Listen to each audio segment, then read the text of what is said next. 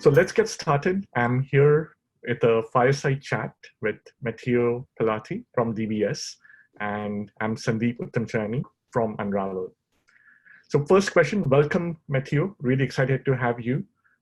Just to sort of get the ball rolling, would be great if you could briefly introduce yourself and in terms of your background and your role at DBS. Yeah, sure. So as you said, thank you for the opportunity. Matteo Pelati, I'm actually leading the data platform at DBS. And I've been with the bank for the last 3 years, and basically over the last 3 years, we have built our entire data platform from the ground up, actually. I mean, we started with nothing, and then the team started out from like 4 or 5 people, and now we are over like 100 people. And yeah, so I've been working in the field for the last like 20 years, different companies, mostly startup. That's where my background is from. So this is actually my first bank. Yeah, so this gives you an overview of what I'm doing at DBS. That's phenomenal, and I know DBS has a large, it's one of the key banks in Singapore. So it's really phenomenal, sort of building the data platform. Yes, we started this journey. DBS is going through all the digitalization, and one thing we're starting to do is very much, typically banks, they tend to outsource development, and we started this journey where we have much more development in-house, and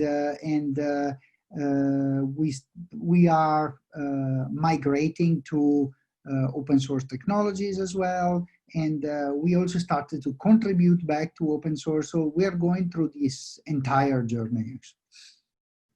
That's phenomenal, and I've seen some of your other work, Matteo. You're truly a thought leader in this space, sort of really, I would say, spearheading a whole bunch. Thank you very much. So these days, I know top of mind from where we are, COVID-19 has been really something that each and every enterprise across the world is grappling with, right? And maybe a good starting point, Matteo, would be to get your thoughts on, how is the whole COVID situation impacting banks in Singapore? Obviously, there is an economical impact that it's inevitable everywhere in the world. Now the situation is quite, I would say we basically had 2 waves. We had the first wave a couple of months back, and then things started to get better, and now we started having a second wave. Definitely there is a big impact on the organizational aspect, because banks are traditionally not so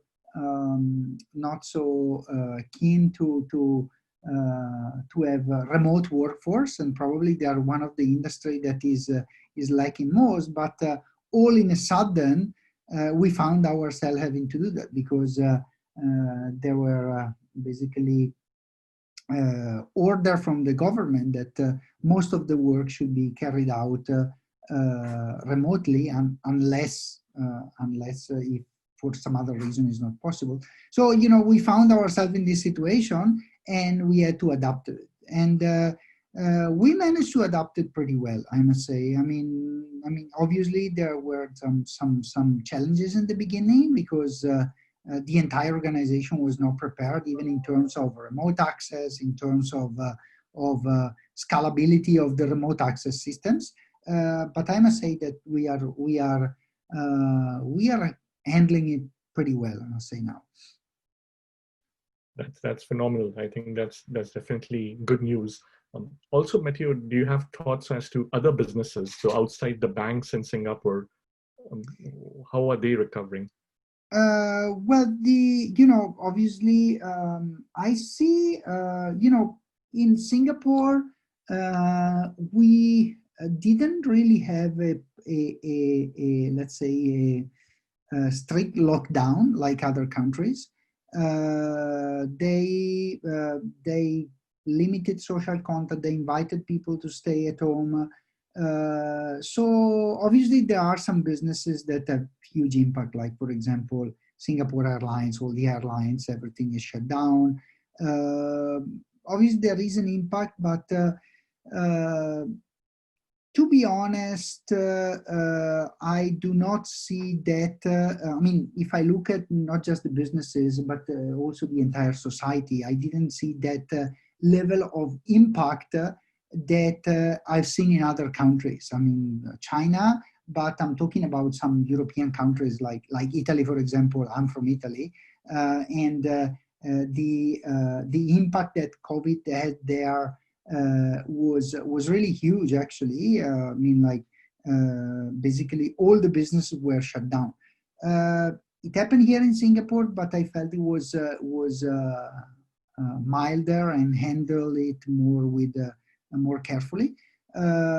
So yeah, obviously there is an impact, but I mean, hopefully things will start to recover soon. Now this week is basically we are getting out of the what they call a circuit breaker. So things will start to ease, and restriction will start to loosen. So hopefully this situation will get better soon. That is phenomenal, absolutely phenomenal. Yeah, in the US, we definitely have COVID, and also more recently, the social unrest, Yeah. which is a whole new wave to work through. From a DBS standpoint, Matteo, what is top of mind for you? Not necessarily just from a COVID standpoint, but also from the broader, planning ahead from the slowdown and the pandemic standpoint. Planning ahead, I must say that talking about the technology mostly, because that's where I'm mostly involved.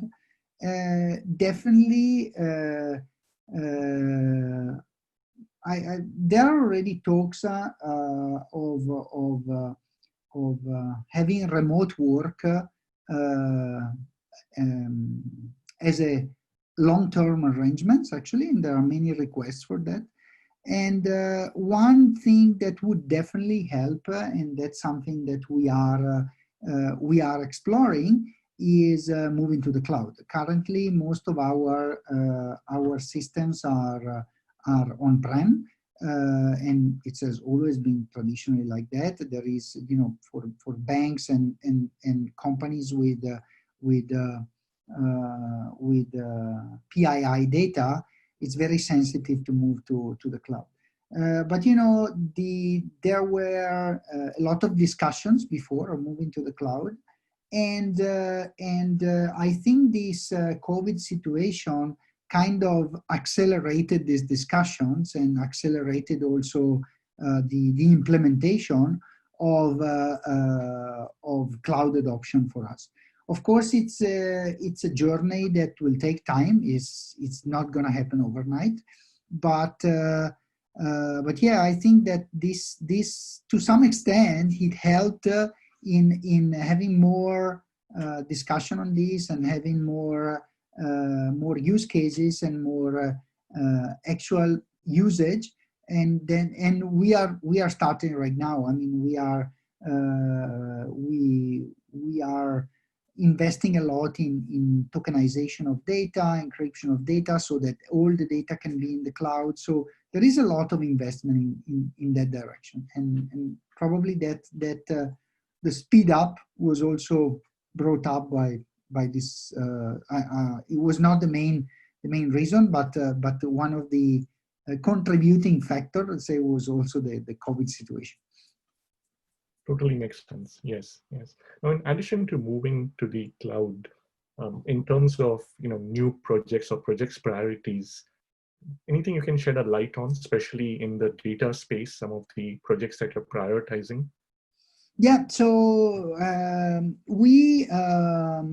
as you know, we are investing a lot in data, and my group is basically running the data platform itself. So we do not run specific applications, but we run the platform. And you know, sometimes the like building a platform is very much about putting some pieces together and make them work together. We decided in the beginning to invest a lot in building a complete solution, you know? And we started doing a lot of development as well. And so we kind of built this platform from the ground up with a lot of components that were built, with a lot of software that we adopted open source, and building to some extent a full end-to-end self-service portal for the user. This took time, obviously, but the ROI was really high because people, our users, now can very easily ingest data, can very easily build compute jobs, and that's I believe what we get back from what we invested. And then, you know, many times is not just about taking some tools like for example in Unravel, but it's also about the full integration. I can give you one example that where we leverage Unravel. So we have compute jobs that are built by our user, and we have our own tool that allows them to compute jobs, to build a compute job directly on the cluster, debug them on the cluster, and do the build through a web UI as well. And once they do the build, they can take that artifact and easily promote it to the next environment. We go to UAT, we go to QA environment, and we go to production environment in a fully automated way using our UI of a component that we wrote, which is the artifact lifecycle manager. Now, the key part for us is, for example, our artifact lifecycle manager heavily integrates with Unravel to validate to the quality of the job. So even if the user doesn't really, let's say, use Unravel in that particular situation, we leverage Unravel to analyze the job, analyze the previous runs of the job, and basically block the promotion of a job if the job doesn't satisfy certain criteria. If we consider the job as not as high quality, and thanks to Unravel. So this is, to me, the value that we can bring. It's a lot of, it's not just you know, bringing some tools and just installing them, but build an entire ecosystem integrating with all these tools. I mean, this is just one example, but we have several other examples. I mean, we have integration with Unravel, as I said. We have integration with all different. We have integration with Airflow and many other components. And you know, the building and the productionization of a pipeline, it's fully automated. Now, what we are working on is now that we have gone through this experience and we learn a lot about it. We are bringing the same, let's say, user experience to the model productionization. So what we have done with pipelines, Spark pipelines, etc., we are going to do it with models. So we want our users to be able to build and iterate on machine learning model very fast, being able to productionize them very easily, and basically replicate the same pattern that we have used for ETL jobs and compute jobs to machine learning as well. So that's our next steps that we're working on right now. Totally makes sense. In fact, the key point you mentioned, which is the whole self-service portal, right, and really making it easy for the users to accomplish whatever insights they're trying to extract, and really sort of building the guardrails around quality. That's really Yes. interesting. Yes. On the self-service aspect, Matteo, when you think about your existing users, right, are there are you fundamentally there in terms of satisfying the needs? What are some of the gaps that you're seeing that you're working towards? Okay, I believe that there are always gaps because to some extent I consider our group as a product company. Within DBS. I mean, we are building an end-to-end product which consists of the data platform, which consists of all our tools, which consists of the UI, so that the users see us as an internal product. In terms of gaps, definitely there are gaps because there are always new feature requests and new bugs as any product. You guys are a product company, you will know better than me that there are always new feature requests coming from customers, so we experience the same. But we try to foresee what the user can request. So we know what the user do. We analyze the user pattern, the user request. So we can actually foresee what was going to be. Like, for example, one of the work that we are heavily investing on is now streaming. Traditionally, bank has been doing batch processing for years because all the legacy system like mainframes, like databases. Now we're starting to have a source system that can produce real-time streams. So that doesn't simply change the platform in a way to support streaming data. Was our first step that we introduced like already more than a year back actually. But it changes the whole paradigm because you just don't want to build supporting streaming, but you want to be, let's say, supporting natively, meaning that all application can be a streaming application end-to-end. So obviously, there are some gaps there where both on our side, that's what we're developing, but both in terms of the applications as well, because traditionally all the applications are built using batch processing, using SQL, and now the paradigm is kind of shifting. And in the same way, this mixes up with the requirements for machine learning, where we see the deployment of a model as basically as independent from the serving means, so the transport layer. So while traditionally, because I've seen it, many organizations deploying a model was mostly packaging the model into the application and deploying the application as a REST API. Here we say, okay, let's isolate the model building, the model artifact itself from the application. So basically, once a data scientist builds a model, he can deploy a model, and we're also building all the tools for the discoverability of the models as well.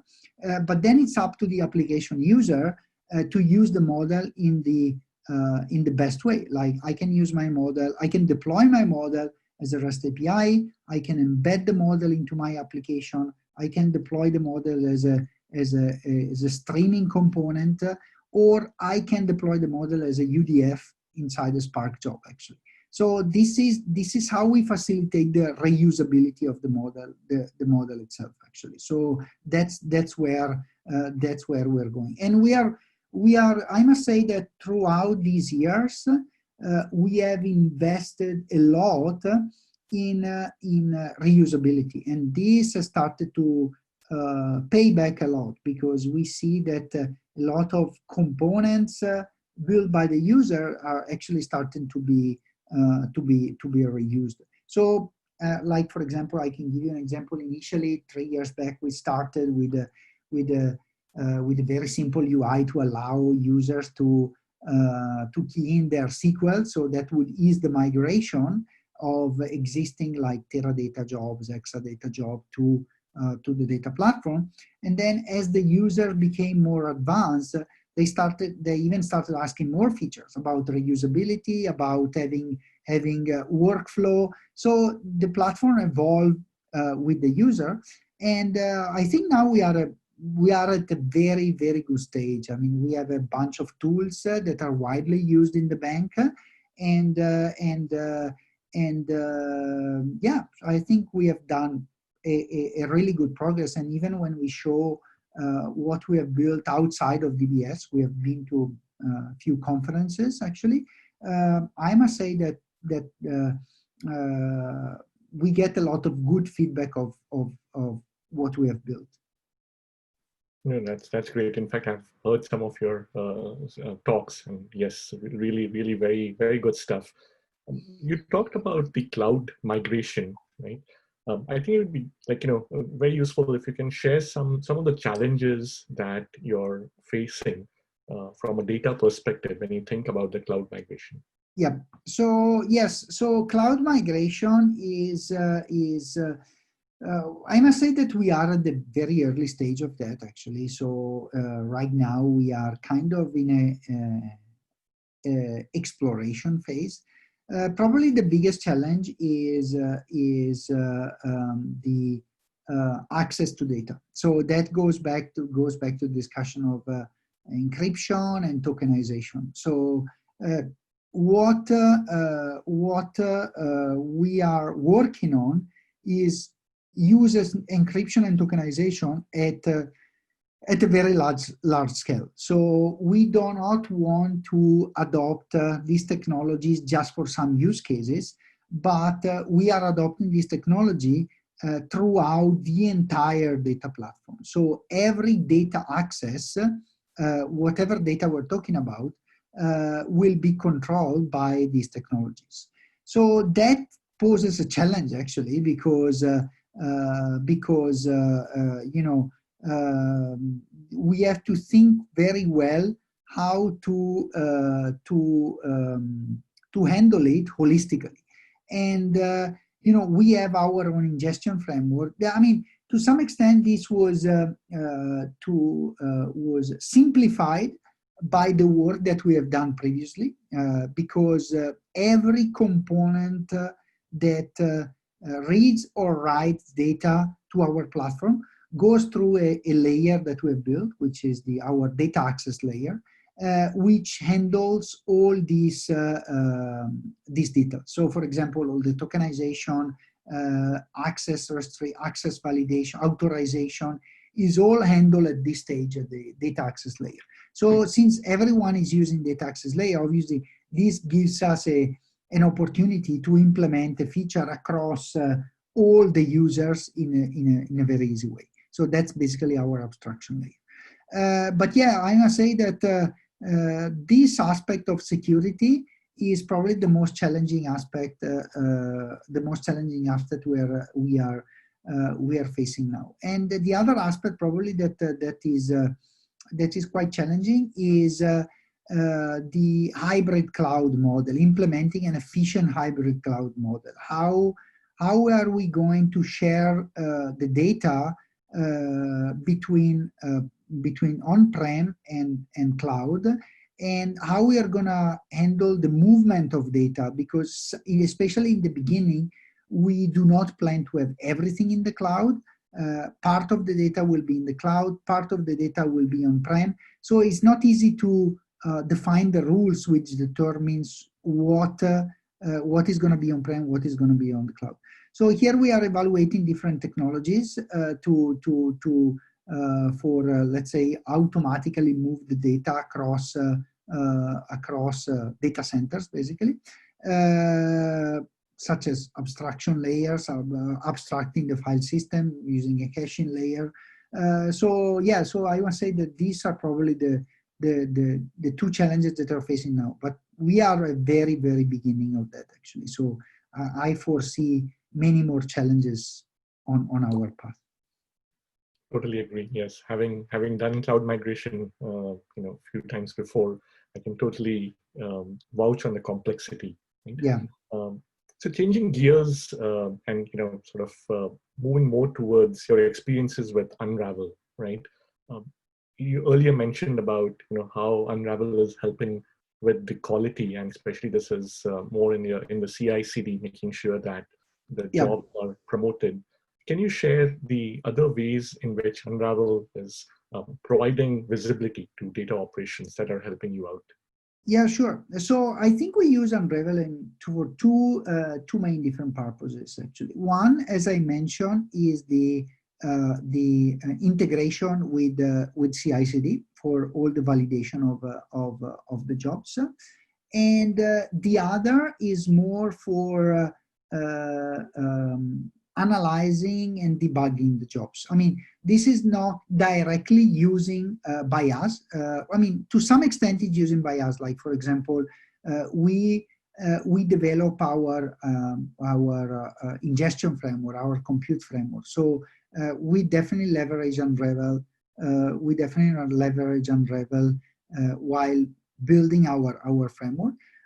But I see a lot of usage, and I see a lot of potential from our users actually that they're basically write jobs and they deploy into the platform. So they can leverage Unravel to understand more about the quality of the job, if they did something wrong, etc., etc. And true, especially for the type of users that we have. Yeah, I mean, most of our users are coming from ETL background, so they've been using RDBMS for decades, and especially when they are given tools like the tools that we have developed, which allows them to write some SQL and run it directly on the cluster.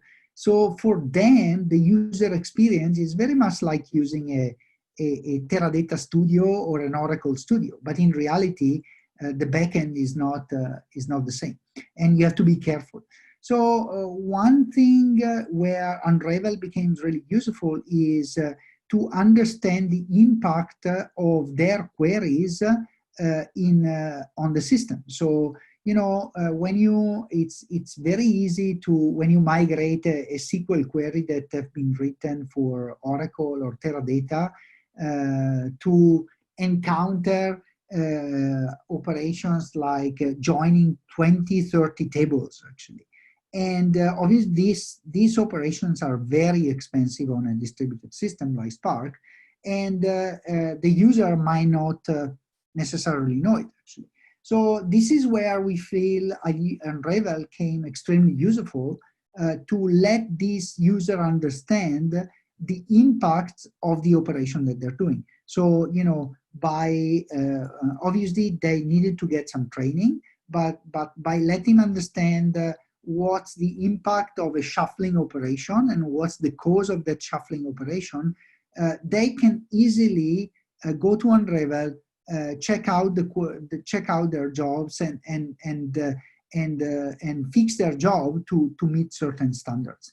Then on top of that, we have our own CI/CD integration that prevents them from putting jobs in putting let's say too much expensive job in production.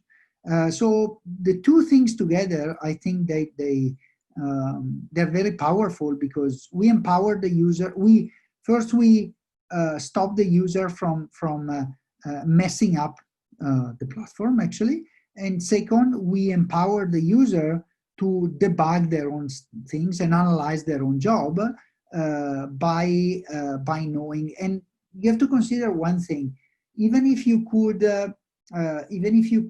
for example, try to get this information out of the Spark UI, sometimes it's not so easy for a novice user to understand it. So what Unravel gives us is the possibility for users that have traditionally been RDBMS users to understand more about their jobs and how their job behave. That's super helpful, Matteo. I think those are very good insights. Now, when you think about the operational challenges, right, I think it would be helpful if you can share, what was it prior to deploying Unravel? Like, what were some of the key operational challenges you were facing? And, that really was a starting point for Unravel deployment. Yes, okay. I want to go back to these 2 points exactly. One is the control checks, as I said, that we implemented recently. And we decided to implement this with our new component, the Artifact Lifecycle Manager, because we started seeing too many jobs in the platform with very poor quality. And that obviously has a huge impact on the platform itself. So before introducing this feature, we were seeing maybe the platform taking up too many cores or a job being very inefficient. And that's probably one of the key aspects. But, and this is also good because, you can, we started having Unravel long time back actually. And, we always, we ran training to the users. We teach them how to use Unravel, but that doesn't necessarily mean that then the user, they spend their time understanding the job and going back to Unravel and finding out what the issues are. So, and this was the problem, that this was not always happening. People were not using it that much because, obviously optimization is always a hard task, okay? And people don't want to spend time on it because they want to deliver fast. So these control checks basically have started to push the user to go back and let's say do their own homework before putting job in production. Otherwise, they are not able to put the job in production. So I must say that this increased the Unravel usage quite a lot actually, because if jobs are not optimized and the optimization is actually evaluated by Unravel itself, users, they cannot put their job in production. So that is probably the biggest impact we had. Fantastic. So Matteo, as you look at this space now moving forward, right? What do you see coming in terms of technology evolution? Earlier you mentioned about adoption of machine learning and AI, and maybe sort of building something similar. Can you share some thoughts in terms of how you're thinking about building out the platform for that and potentially extending some of the capabilities you have in that domain as well? Yes. So yeah, we had different debates about how to organize the platform, meaning that we have built a lot of stuff in-house, and now that we are faced with this moving to the cloud, always the biggest question is, shall we adopt the current stack that we have and leverage that so we can be cloud provider independent, or should we fully rely on the service provided by the cloud provider? Because that obviously gives us a huge advantage. That is a question that, to be honest, I don't have a clear answer yet, and we're still debating. I believe that you can get a lot of benefits on what the cloud can give you natively, and you can basically make your platform related work much less and focus more on revenue generating stuff. Talking about technology, we are investing a lot in Kubernetes actually, and most of our workload is on Spark, and that's where we are planning to go. I mean, now our entire platform runs on Yarn, actually, on Spark on Yarn, and I think, as with other companies as well, actually, we are investing a lot in experimenting now, because it's still very experimental, using natively Spark on Kubernetes, and having pretty much everything migrated to Kubernetes. And this will simplify the integration with machine learning jobs as well. I mean, obviously, running machine learning jobs is much easier on Kubernetes because you have containers, and that's what you need there. So the full integration. So I see this going forward. We are exploring other technologies like Kubeflow, for example, for productionization of machine learning pipelines. Now, this is like, this is always in an exploration phase, because to some extent is like scrapping a lot of stuff that has been done over the last 3 years and pretty much rebuilding it, actually, because we're using different technologies. And so yes, I see this path going forward. It's a journey that will take some time, because I do not expect, even the maturity now of Spark, on which we rely on Kubernetes, and that is something that is not yet there. But yeah, that's what we're working on. And I see a lot. This is on the side thing. I see a lot of hype also around other languages as well. I mean, traditionally the Hadoop and Spark stack has been all around the JVM, basically rotating around the JVM, Java and Scala. And more recently, I start obviously with the advent of machine learning, where obviously we have much more Python usage, actually. But I start seeing a lot of work using other languages like Golang or like Rust, which is picking up a lot recently. So I think there will be a huge change in the entire ecosystem, actually, because of the limitation that the JVM sometimes has, actually, and people are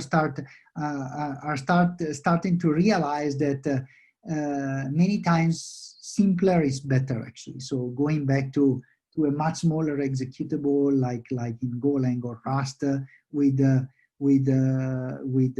very much simpler garbage collection, no garbage collection, that can simplify really a lot. So I see that going forward. Totally. I think there's definitely a revival of the functional programming languages. You made an interesting point about a cloud agnostic platform, right? Yeah. And one of the things that Unravel focuses a lot on is supporting technologies, right, across on-prem as well as the cloud. Today, for instance, we support all the 3 major cloud providers, as well as technologies which are, if you look at the big data space, the segmentation in terms of different query engines, different NoSQL data stores. When you think about the cloud journey, and one of the aspects we've also added is the migration planner that allows you to migrate, plan for the queries to move, and somehow sequence the whole notion of sequencing the data movement. Any thoughts on that, Matteo, in terms of, as you mentioned earlier about, in the hybrid world, knowing what data to move in the cloud versus what data to keep local? How are you sort of solving that? Yeah, so we are exploring different technologies and different patterns, let's say, and we have some limitations. Some are technical limitations, and some are more like policy limitations. Like, to give you an example, all the data that we encrypt and tokenize, if they're tokenized on-prem, and they needs to be moved to the cloud, they actually needs to be re-encrypted and re-tokenized with different access keys. Okay, so that's one of the things that we are discussing that makes obviously the data movement harder. So one thing that we are exploring is having let's say a virtualized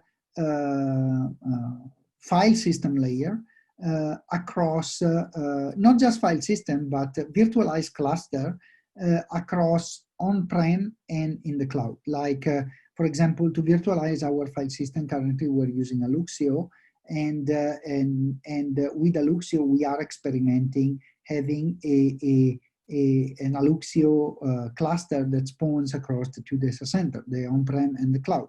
The same, for example, we are doing with database technologies, like, for example, we are heavily using Aerospike, and we are experimenting the same in Aerospike. So we have to be really careful, obviously, because being across data center and the bandwidth between the on-prem and the cloud is unlimited. So there is a big impact on that. So that's what we are experimenting with. I'm not sure if this will be the final solution, because we have to face some technical challenges, like, for example, re-tokenization of data. Obviously, re-tokenization of data and re-encryption of data with this automatic movement is going to be too expensive.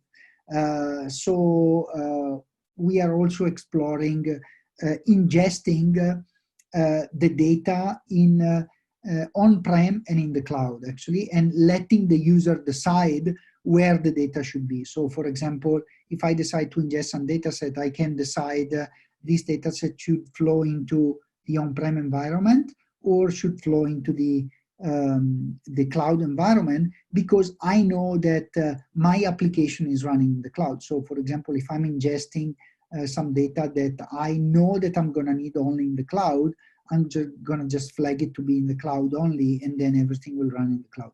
So we are experimenting these two options. We haven't come to any conclusion yet, because that's in the R&D phase now. But yeah, this gives you an idea of where we're working. Super helpful, absolutely. I think, again, thank you so much for sharing. So to wrap up, Matteo, in fact, I just wanted to end with, do you have any final thoughts on, some of the topics we discussed? Anything that you would like to add, add to the discussion? No, not particularly. I just say that I think for us to summarize over these 3 years that we've been working on, the value that we have seen, and this could be useful to other companies as well, that traditionally they've been working as a service company, and is to kind of think as your even internal project as products. Okay. So the way we run the data platform is basically like a product company. We have product managers. We have our own roadmap that is decided by us and not by the users, actually. So of course there is an influence from user request, but we run the whole product, and this has turned out to be very successful from two aspects. One aspect is the integration, because building a product, we make sure that every piece is fully integrated with each other, and we can give the user a unified user experience. And I'm talking all the way from the let's say the infrastructure all the way up to the UI. And the second is it helped a lot with the retention of the engineering team, actually, because building a product create much more engagement than doing random projects, actually. And this to us has been very, very impactful, actually, I must say. And the other interesting aspect is sometimes there are things that they seem a little bit crazy to do, and they seem from a business point of view a little bit a waste of time.